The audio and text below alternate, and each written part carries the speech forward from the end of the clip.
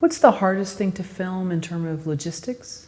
The hardest thing to film logistically is anytime you are taking a crew from one place to another place on a plane and you're figuring out all of the equipment that needs to come with you, that has to be shipped, that has to be flown, and where that's going to end up and who on local crew is going to receive it, where it's going to be, and how you're meshing that stuff with stuff from local houses.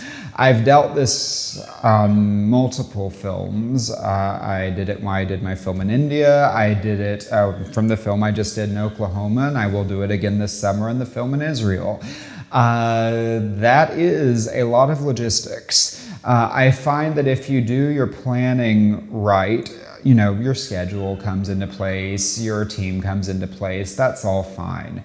But the logistics of getting things from one place to another and then dealing with what happens if something goes wrong from something that, say, I have in Oklahoma that has to go back to Los Angeles, then you have to deal with that. For example, when we were shooting Lucia Luca's film in April of this year, we had a ready rig that was broken in flight from Los Angeles to Oklahoma, and the local house in Oklahoma City that's an hour and a half away did not have it. So we had to ship it back to LA, and then they had to ship us back another piece to make sure we could do Steadicam work on the film. Now that doesn't sound like it's a big deal, and at the end of the day it's really not. But I have to then deal with what happens now that that piece of equipment is missing for these 2 days. How do we shoot this scene in a documentary that I will never have the opportunity to shoot again and still get what I plan to do when me and the DP were shortlisting?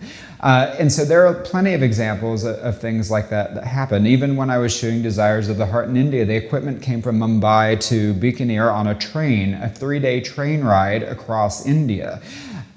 We were lucky that nothing broke, but if something had broken, I'm not exactly sure what we would have done in the desert next to the Pakistan border. I don't know what we would have done.